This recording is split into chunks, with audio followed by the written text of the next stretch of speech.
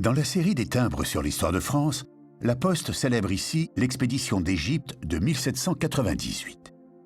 Le Directoire est alors à la tête d'une jeune république conquérante qui veut faire rayonner sa révolution partout en Europe. Un jeune général s'est fait remarquer lors des campagnes d'Italie, Bonaparte. Et c'est pour affaiblir l'Angleterre, l'ennemi de toujours, que le jeune Bonaparte propose cette expédition. Fin stratège, il pense que c'est une occasion unique d'atténuer l'influence anglaise dans cette zone en lui coupant la route des Indes.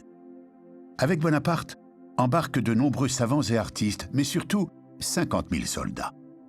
La première grande bataille a lieu à Alexandrie. Puis, les troupes traversent le désert pour se rendre au Caire, où se déroulera la célèbre bataille des pyramides.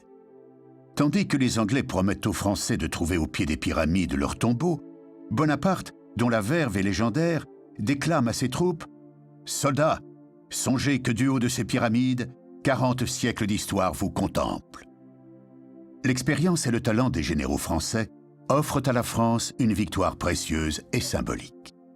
Mais les Anglais vont intelligemment bloquer les Français. La flotte française est coulée dans le port d'Aboukir. Bonaparte, prisonnier du pays qu'il vient de libérer, ne pourra en repartir qu'1 an plus tard. Cette année passée en Égypte rapproche la France du Moyen-Orient.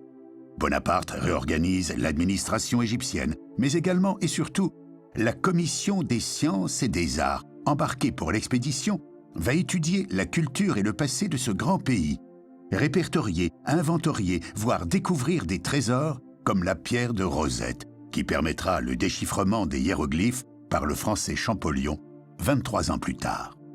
Le 23 août 1799, Bonaparte embarque pour son retour en France.